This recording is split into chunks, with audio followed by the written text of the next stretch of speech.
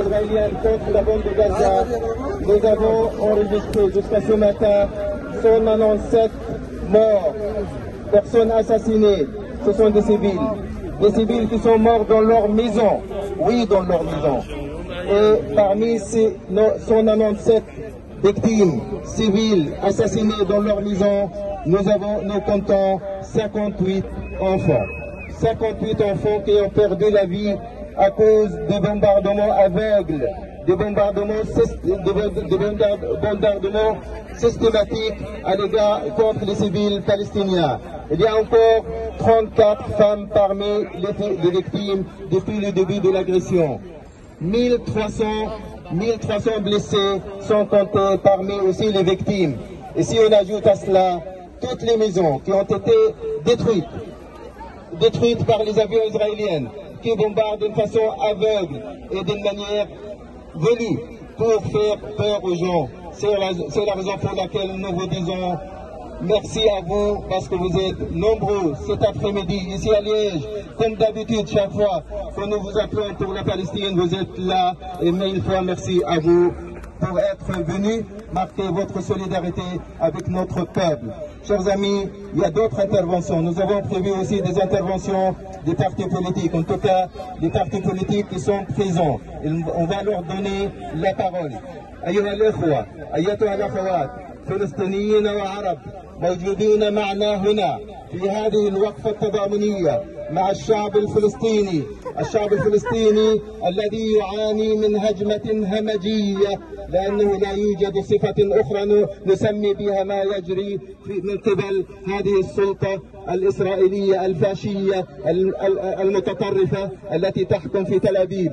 الشعب الفلسطيني في غزة كما في القدس كما في حي الشيخ جراح، شعبنا هناك صامد، شعبنا موحد من مناطق 48 حتى 67 بقطاع غزة بالضفة الغربية كما في الشتات الفلسطيني. لأول مرة الشعب الفلسطيني بهذا المستوى من الوحدة، لذلك لا تخافوا، شعب فلسطين صامت، شعب فلسطين مستمر في صموده وسينتصر.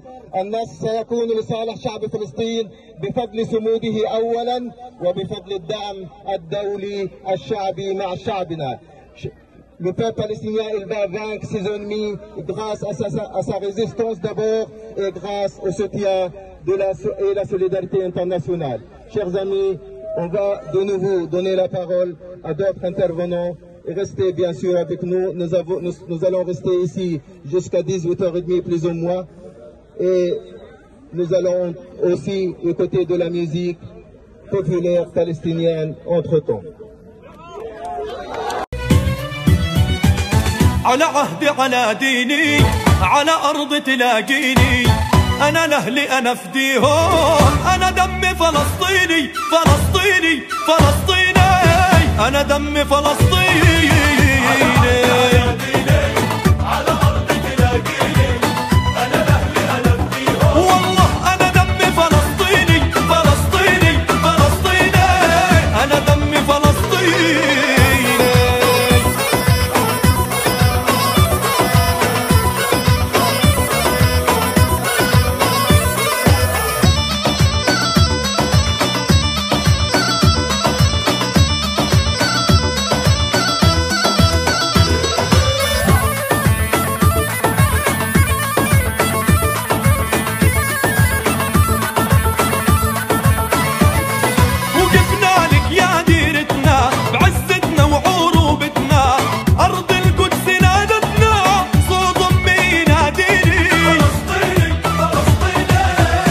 دمي فلسطين.